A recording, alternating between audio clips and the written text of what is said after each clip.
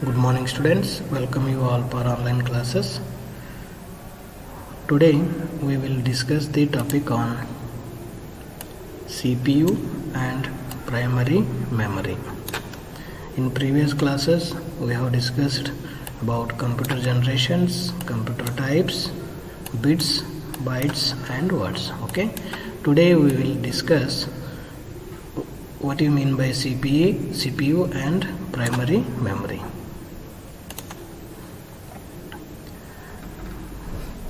See, inside the computer, here this we can call hard drive, and this one is called CD or DVD. Okay, and these we can call power cord. Here we are getting chip, and this one is pad, and this we can call SMPS, that is power supply. Okay, to cool the CPU we need fan, then video cards, modem and sound cards. So this we can call case. Okay, here we can these cables are bus and these all are power cables. Okay, and this is what the structure of computer.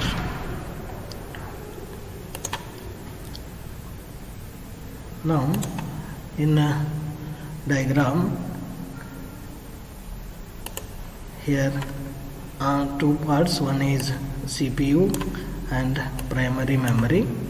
Okay, and another one is input output controller.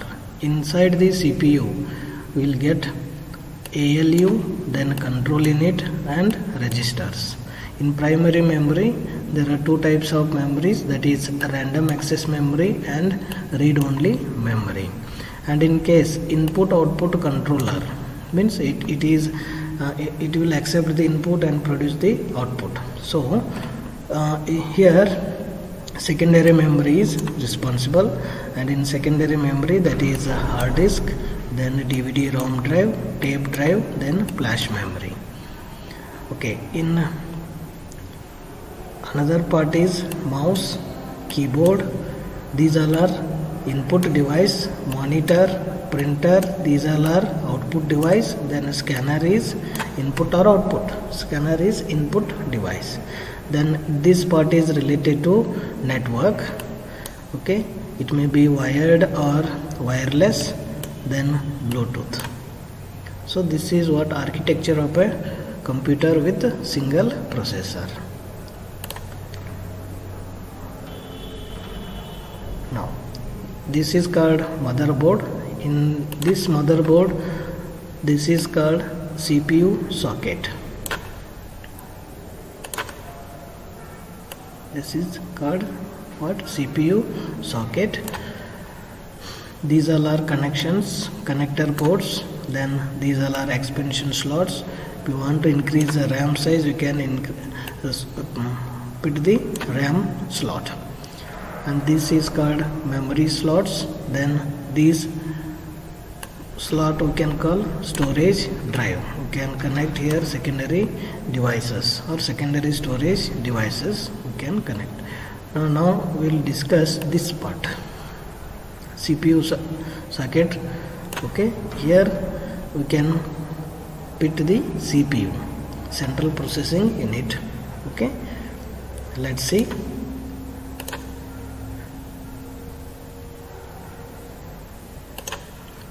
This is what CPU. In previous diagram we have seen only socket, but here CPU is there. Okay,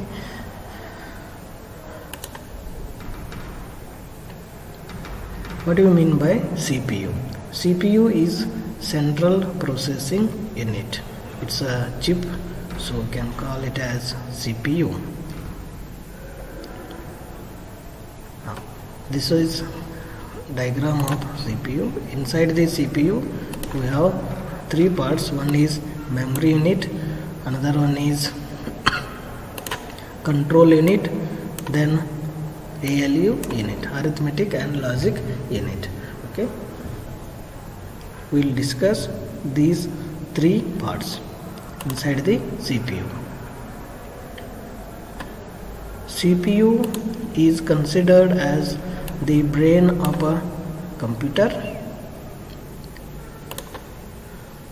Then it performs all types of data processing operations.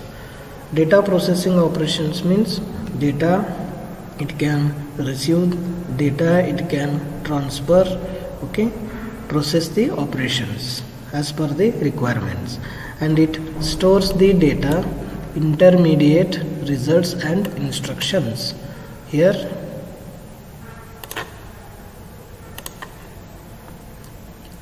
data means what?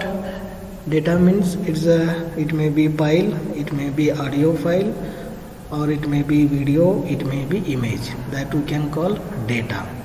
Okay, and intermediate results and instructions. Instructions means what we are performing.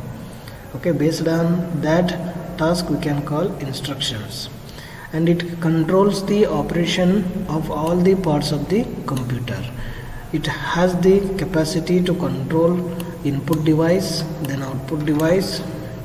Overall, all parts should be controlled by CPU, and it has three components. One is memory unit, or we can call storage unit, this unit.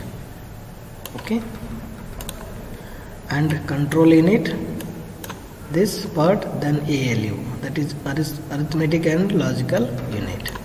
Okay, let's see what do you mean by memory unit. Memory or storage unit, it can store data, because we are talking about memory, right? So memory, it performs what? Storage. It can store data, and it supplies information to other units of the computer. Supplies information to other units. Other units means what? Here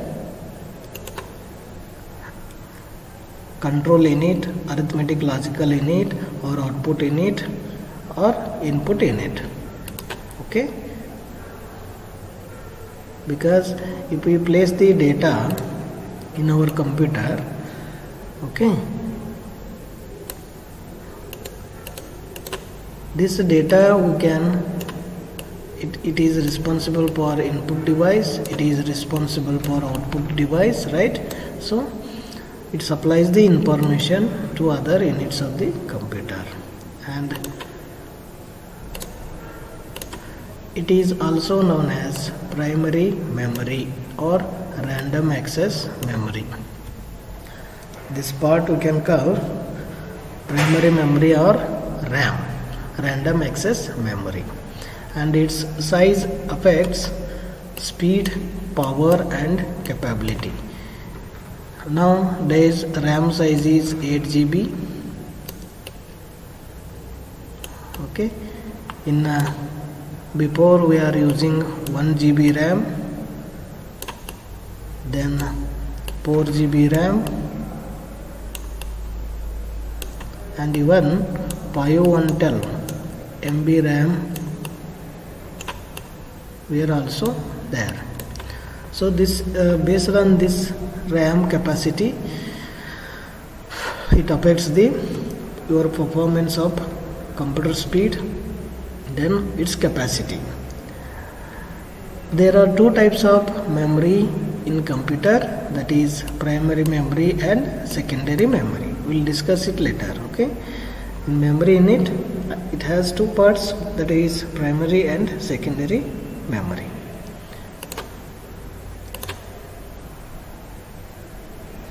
Then its function, it stores all the data and instructions required for the processing, and all inputs and outputs are transmitted through the main memory.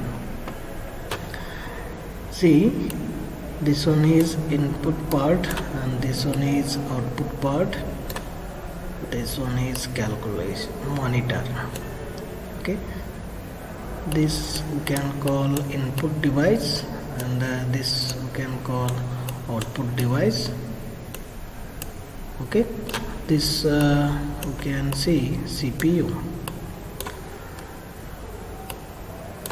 all inputs and outputs are transmitted through the main memory. If you supply the any input data, it will first go to RAM, then it process the data, then it produce the result into output device. From this device you can see the data. Okay, its main function is what? Memory will hold the data.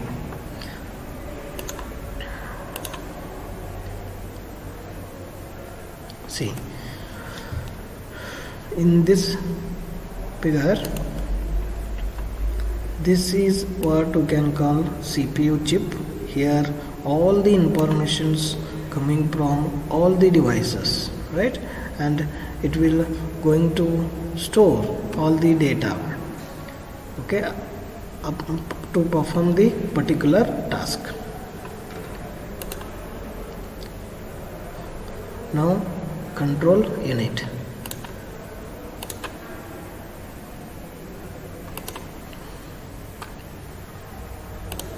It controls the, now we are talking about this part, okay. It controls the operations of all the parts of the computer. That's what we can say control unit. Controls all the operations. It may be calculation operation, it may be input operation, or it may be output operations. So it will perform all kinds of operations in this unit. It is responsible for controlling the transfer of data and instructions among other units of a computer. So transfer of data from one unit to another unit, okay, and instructions among other units of the computer. It manages and coordinates all the units of the computer. All the units. It will act as a team leader. Okay, control unit.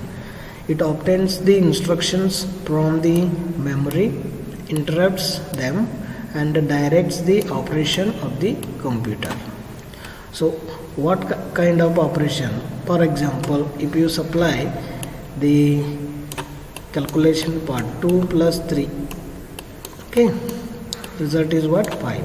So to perform this operation, first data will go to where? Memory unit. Then memory unit you are performing what? Plus addition operation, right? To perform this addition operation, it will go to where? Logical unit, to make the operations, logical operations. So after making this, it will give the result, right? So with the help of this result, 5 will going to store on your register, then it produce the output as 5. So it obtains the instructions from the memory and interprets them and directs the operation of the computer, and it communicates with input and output devices for transfer of data or results from the storage. Here it communicates with input and output device. This is input device and this one is output device. Okay, assume transfer of data or results from the storage. Transfer of data means just now we have performed 2 plus 3. Okay, 2 plus 3, it will first go to memory unit, then perform the arithmetic logical unit, that is addition.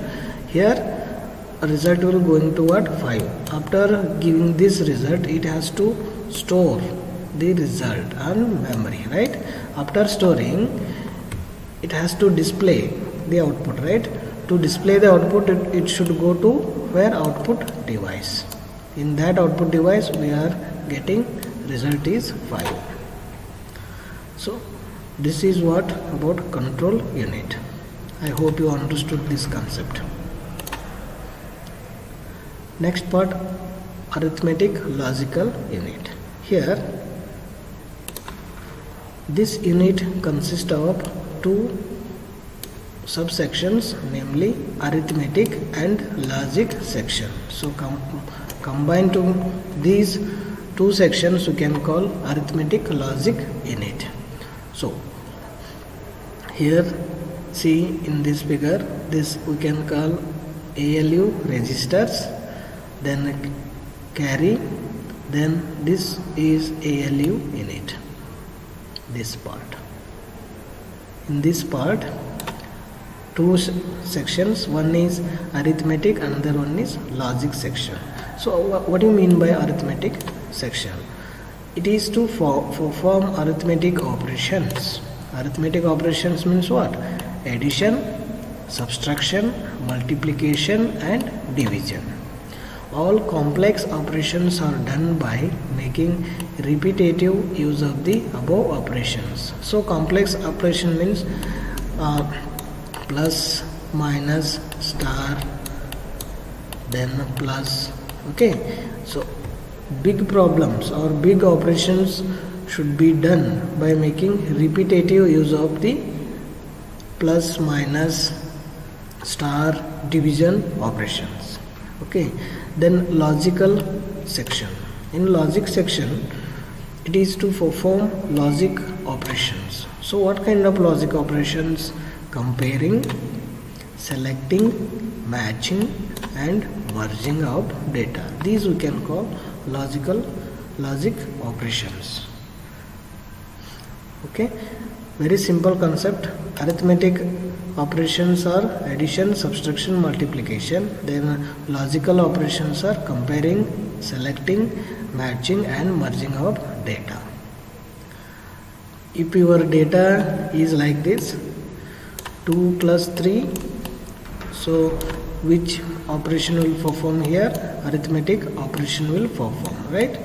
If your data is whether 2 less than 3, 2 greater than 3, 2 less than 3. In this situation, what will happen? The movement will go to logical section. Okay, or whether you perform 2 equal to 2, condition true or false, like that. Okay, whatever it is there, maybe it may be comparing, selecting, matching and merging of data. So what do you mean by merging here? Merging of data. See, in one section, okay, in one part hi is there, so okay, another part is welcome.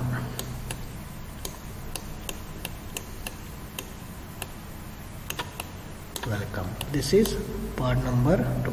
This one is part number 1. I want to merge this sentence. Okay, so how after merging this, what will get? It we can call concatenation. Okay, here the result is what? Hi, welcome. Right? So this is called merging. So arithmetic and logical sections belongs to ALU, that is arithmetic logic unit.